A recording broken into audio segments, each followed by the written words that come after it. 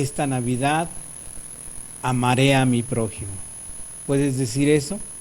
Esta Navidad amaré a mi prójimo. Que sea esa una oración, un clamor, y que permita el Señor que podamos ser fieles a este mandato, porque es un mandato, forma parte del gran mandamiento que Jesús señaló, importante: amar a Dios y amar a tu prójimo y amarte a ti mismo. Vamos a ver este video, Carta a Ruth.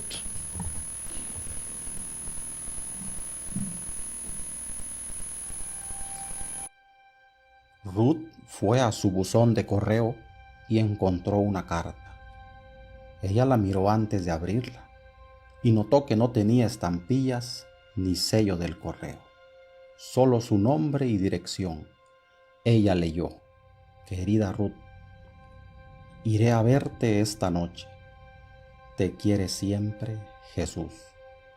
Sus manos temblaban mientras colocaba la carta en la mesa.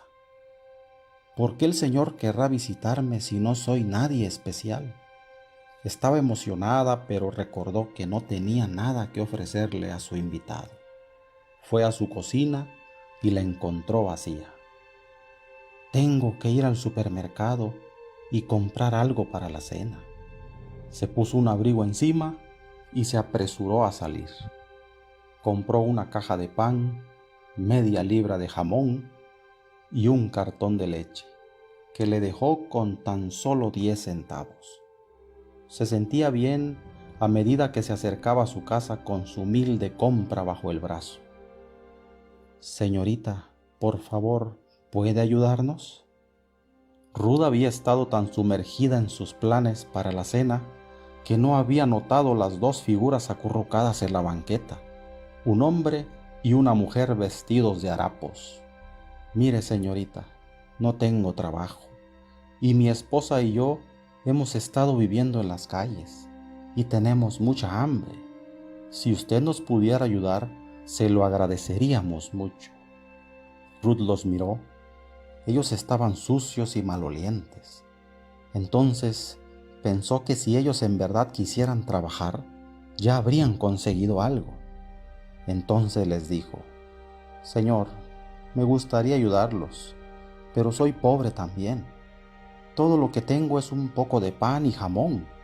Tendré un invitado especial a cenar esta noche y pensaba darle esto de comer. Está bien, comprendo. Gracias de todas maneras, dijeron. El hombre puso su brazo sobre los hombros de la mujer y se fueron. Ella los miraba alejarse y sintió algo en su corazón. Entonces los llamó. Señor, espere. La pareja se detuvo mientras ella corría hacia ellos. ¿Por qué no toman esta comida? Puedo servirle otra cosa a mi invitado, dijo ella mientras le entregaba la bolsa del supermercado. Gracias. Muchas gracias, señorita. Sí, gracias, le dijo la mujer. Y Ruth pudo ver que estaba temblando de frío. ¿Sabe? Tengo otro abrigo en casa. Tome este, le dijo mientras se lo ponía sobre los hombros. Ella regresó a casa sonriendo, sin su abrigo ni comida que ofrecer a su invitado. Estaba feliz por haber ayudado a esa pareja, pero se iba desanimando a medida que se acercaba a la puerta de su casa, pensando que no tenía nada que ofrecer al Señor. Cuando metió la llave en la cerradura, notó otro sobre en su buzón. ¡Qué raro! El cartero no viene 2 veces el mismo día, pensó mientras tomaba el sobre y lo abría. Querida Ruth, fue muy agradable verte de nuevo. Gracias por la deliciosa cena y gracias también por el hermoso abrigo. Con amor, Jesús. El aire todavía estaba frío, pero aún sin su abrigo, Ruth no lo notó.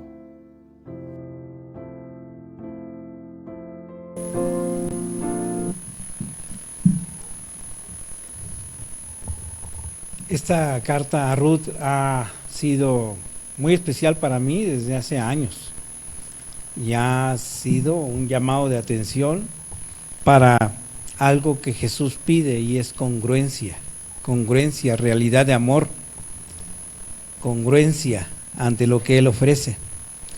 En Mateo 10:28 Él señala: sanad enfermos, limpiad leprosos, resucitad muertos, echad fuera demonios, de gracia recibisteis, dad de gracia. De gracia recibimos perdón. ¿Cómo debemos de actuar? De gracia dando perdón. De gracia recibimos aceptación. ¿Qué debemos de dar? Aceptación. Jesús nos aceptó así como estábamos, y así también nosotros podemos aceptar y debemos aceptar al otro, al diferente a nosotros. De gracia recibimos comprensión. Jesús nos comprendió en nuestras locuras, en nuestras formas de pensar tan diferentes a las de Él. ¿Te acuerdas cómo llegaste? Yo creo que llegaste a Jesús igual que yo, sin haber leído grandes cosas de la Biblia. Te habían dicho muchas cosas, pero en realidad no comprendías. Llegaste y llegamos necios, pero Jesús nos comprendió y fue paciente. Recibimos aceptación, recibimos comprensión. ¿Qué debemos de dar? Aceptación y comprensión. Recibimos paciencia. ¿Y qué debemos de dar? Ser pacientes.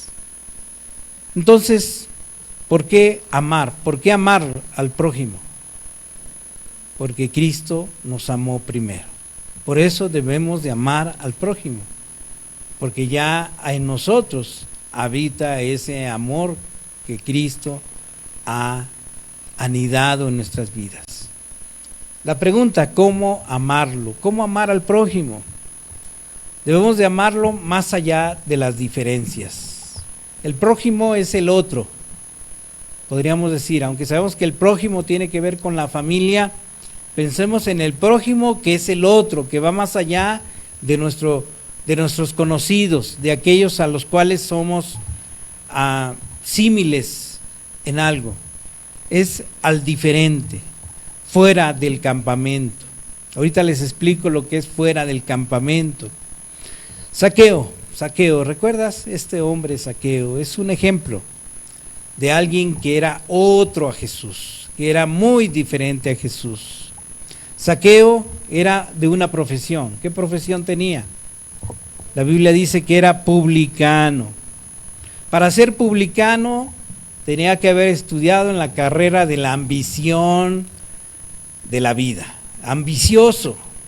Tenía que haber sido alguien gustador de dinero y además alguien especializado en ser injusto, en cambiar las letras de los papeles que los romanos tenían para pagar impuestos, y tenía que ser hábil para hacer cambios y lograr la mayor ganancia, sin ofender a los romanos y buscando saquear al pueblo con los impuestos.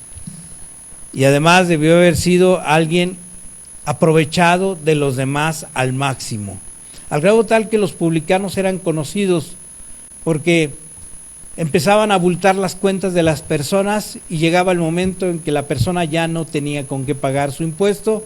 Sabía que Roma y los soldados estaban a un paso de encarcelarlos, y en su caso lo que hacían era que el publicano vendía a uno de los hijos, tomaba a uno de los hijos, hijas, para la esclavitud. Esos eran los publicanos. Era alguien muy diferente a Jesús, ¿verdad? Para nada parecido a Jesús. Además era un publicano que daba su espalda a los compatriotas, a los con los que se había criado de niño, daba la espalda, no les importaba el pueblo de Israel. Y en cambio Jesús era diferente. Jesús era alguien interesado por los demás, alguien que no veía su beneficio propio, alguien que hacía justicia, alguien veraz, alguien confiable. El publicano era alguien totalmente diferente. ¿Qué hacemos con alguien así? ¿Qué hacemos con alguien así, tan diferente, con otros valores a los nuestros? ¿Qué hacemos? Normalmente no queremos estar cerca de esas personas, no queremos estar cerca de ellos. ¿Y qué pasó con Jesús? ¿Te acuerdas? Jesús pasaba, entraba en las calles de la ciudad y Zaqueo dice que queriendo ver a Jesús se subió a un árbol. Y entonces cuando Jesús llegó pasando, mirando hacia arriba, le vio y le dijo: Zaqueo, date prisa, desciende, porque hoy es necesario que esté yo en tu casa, que esté comiendo en tu casa. ¿Qué hizo Jesús? Amó al diferente, amó al otro, amó al que era contrario a su forma de pensar, amó a aquel que era totalmente enemigo, amó a aquel que hubiera en la posibilidad, un Zaqueo hubiera hecho con Jesús lo que hacía con las demás personas. Sin embargo, Jesús lo amó, lo llamó, se invitó a estar con él. Nadie quería estar con ellos, con los publicanos, pero Jesús sí quiso estar con el otro, con el diferente. Para amar al otro, al prójimo, debes de subordinar tus opiniones, lo que piensas del otro. Debes de dejar a un lado tus juicios. Debes de ser alguien que subordina aún sus preferencias políticas y dejas que el otro exprese sus opiniones políticas y no te pones a debatir con él.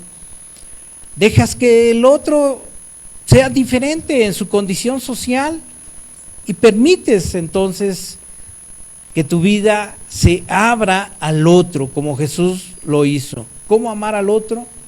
Entonces aceptando al diferente.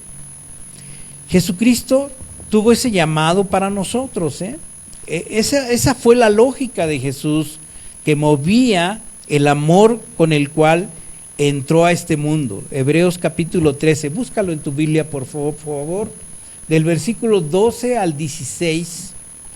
Esta parte a veces no se entiende muy bien qué es lo que quiere decir, pero precisamente habla de esto, de entrar al salir del campamento propio y entrar, o más bien salir hacia el mundo de los demás. Dice Hebreos capítulo 13, versículo 12, por lo cual también Jesús, para santificar al pueblo mediante su propia sangre, ¿dónde padeció? ¿Qué dice? Fuera de la puerta. ¿De qué puerta? De la puerta del tabernáculo, del templo. Él salió fuera. Él estuvo fuera. Y dice, salgamos pues a él. ¿A dónde? Fuera del campamento, llevando su vituperio. Porque no tenemos aquí ciudad permanente, sino que buscamos la porvenir. Y luego sigue diciendo, así que ofrezcamos siempre a Dios por medio de Jesucristo, de Él, ¿qué ofrezcamos? Sacrificio de alabanza, es decir, frutos de labios que confiesan su nombre. Ofrezcamos que nuestros labios hablen de la grandeza de Jesús, de lo que ha hecho Jesús en nuestras vidas, y además dice en el siguiente versículo, y de hacer el bien. ¿Y de qué? De hacer el bien y de la ayuda mutua. ¿Qué significa? De la ayuda a los demás. No se olviden, porque tales sacrificios, ¿qué hace Dios?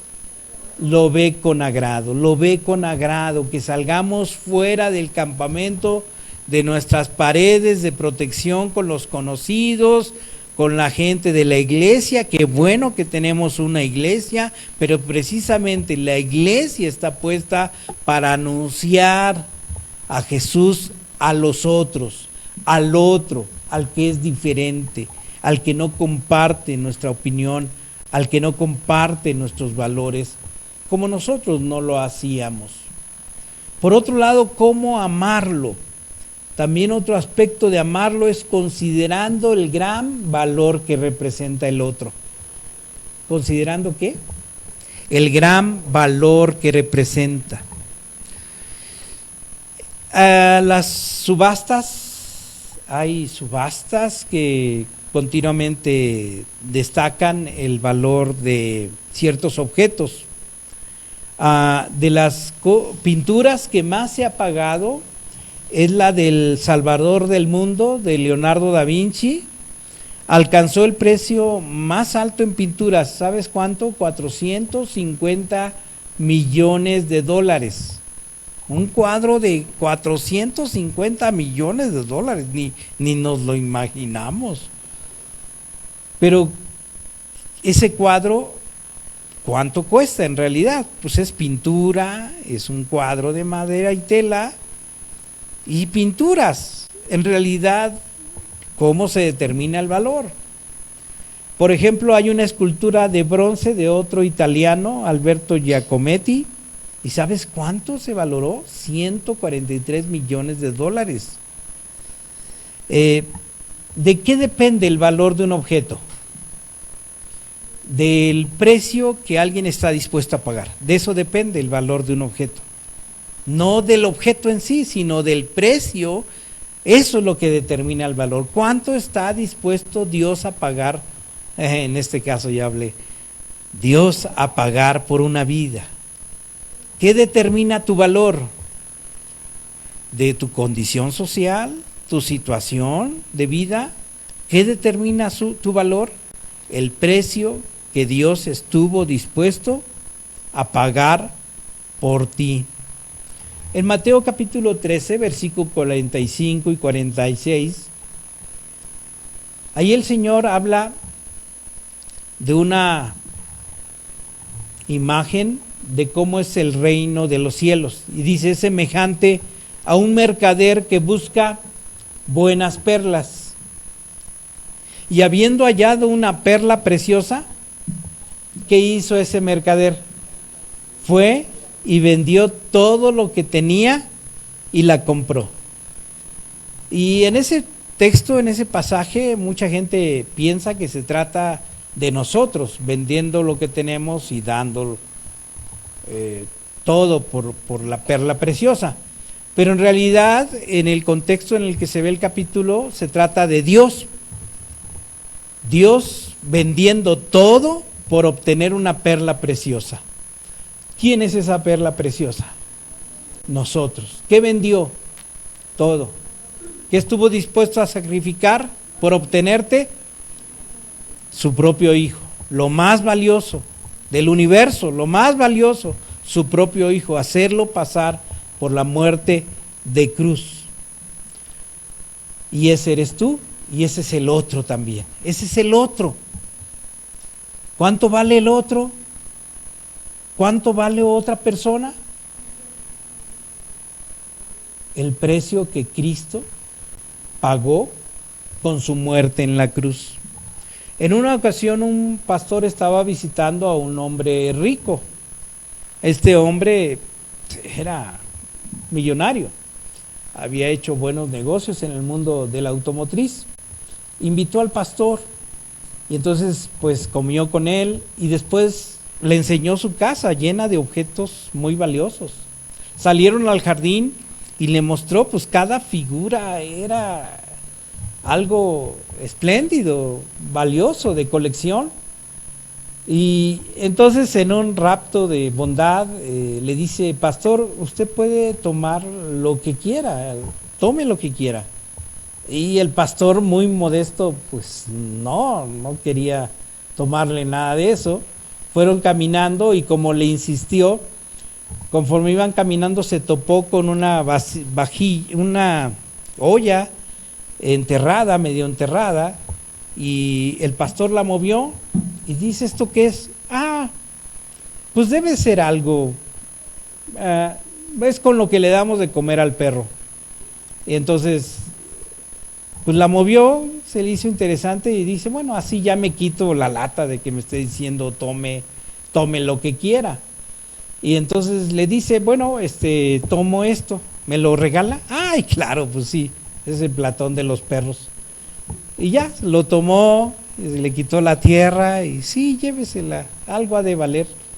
Y y ya, pues saludó y todo y se fue a su casa y la dejó por ahí en el patio de su casa, pero le llamó la atención y entonces la lavó y vio que tenía unas figuras, esa cazuela, y tenía figuras como chinas, y dice, a ver qué me dice una persona que trabajaba en vender antigüedades. Y entonces se va y le dice con el otro amigo de venta de antigüedades, oye, quiero que me revises esta jarra para los perros, no sé si sea para perros. Y entonces el hombre la pone, la ve, y desde que la ve muestra una cara de asombro. ¿De veras la usaban para dar de comer a los perros? ¿Sí?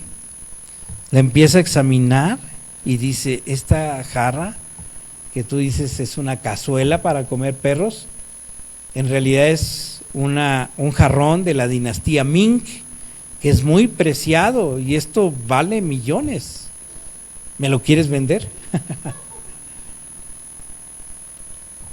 Dios, nosotros estábamos también sirviendo como comida de perros, diríamos, andando en el mundo sin mucho de valor en nuestras vidas, vagabundeando, diríamos, sin Dios y sin esperanza. Y yo quiero que pienses en la forma en que Dios te rescató, te limpió, porque tú vales mucho, vales el precio de su Hijo Jesucristo. ¿Qué dice Juan 10:16? Porque de tal manera amó Dios al mundo, que dio a su Hijo Jesús para que todo aquel que en Él cree no se pierda, mas tenga vida eterna. ¿Cuánto vales tú? Vales oro, porque eres precioso. En realidad eres precioso, aunque pareciera que solo sirves para dar de comer a los perros. No es cierto, no fuiste hecho para eso. ¿Cómo amarlo? Entonces, primer punto, el primer punto, repitamos, ¿cómo amar al otro? Superando más allá de las diferencias, saliendo del campamento. ¿Cómo amar al otro? Considerando el gran valor que representa. El gran valor que representas. Y es importante que tú te veas ahí, en ese gran valor que representas. Y tercero, ¿cómo amarlo? Porque podemos ser la respuesta a la oración de otro. Repitamos, porque podemos ser la respuesta a la oración de otro. ¿Cómo amarlo? Moisés fue la respuesta de Dios a la oración de un pueblo que clamaba. Estaba esclavizado y ya estaban empezando a matar a los hijos varones que nacían. Y en Éxodo capítulo 3, versículo 4, nos habla que Moisés estaba ahí con sus ovejas en medio de un llano, y entonces vio una zarza que no se consumía. ¿Sí sabes esa historia? Y entonces recibe el llamado. Cuando él iba a ver esa zarza, Dios lo llama en medio de la zarza y le dice, Moisés, Moisés. ¿Y qué hizo él? Responde, heme aquí. No sabía para qué era, pero él respondió. No sabía para qué era, pero él respondió. Él dice, aquí estoy. Alguien me llama, aquí estoy. Mande, él mande. Dios nos llama y nosotros decimos, mande, mande. Y después, en el versículo 11, cuando ya le da a conocer la tarea, ¿qué dice? Moisés respondió, ¿quién soy yo para que vaya a Faraón y saque de Egipto a los hijos de Israel? ¿Quién soy yo? Bueno, tú eres al que he puesto como respuesta a las oraciones. No preguntes quién eres tú, pregunta quién es Dios, que me manda a estar amando al otro. ¿Quién será en esta Navidad el otro? Debe haber un otro. Seguramente Dios está preparando esta iglesia para que volteemos a ver ese llamamiento que tenemos. Es un mandato en base al amor que ya Dios mostró hacia ti. Ahora tú tienes que mostrar amor hacia el otro. Lo puedes hacer. Y quizás como Moisés puedas decir, ¿quién soy yo, Señor? No, Señor, yo no puedo. Este otro, no, Padre. Bueno, en este mes, seguramente Dios va a hacer que otro toque a tu puerta y te pida algo que parezca imposible que se lo des. Pero ¿sabes qué? No preguntes quién eres tú. Pregunta quién es Dios. ¿Y quién es Dios? El que te llama. ¿Quién es Dios? El que puede hacer todas las cosas imposibles. El que puede hacer aquello que tú no puedes hacer. Dios es el que te llama. Y en Dios haremos proezas. ¿Lo crees? Yo sí lo creo. Yo creo que Dios así es de maravilloso. Te quiere sorprender con la forma en que tú vas a amar a otro. Hay un violinista, Fritz Kreisler, fue un violinista de principios de los 1900.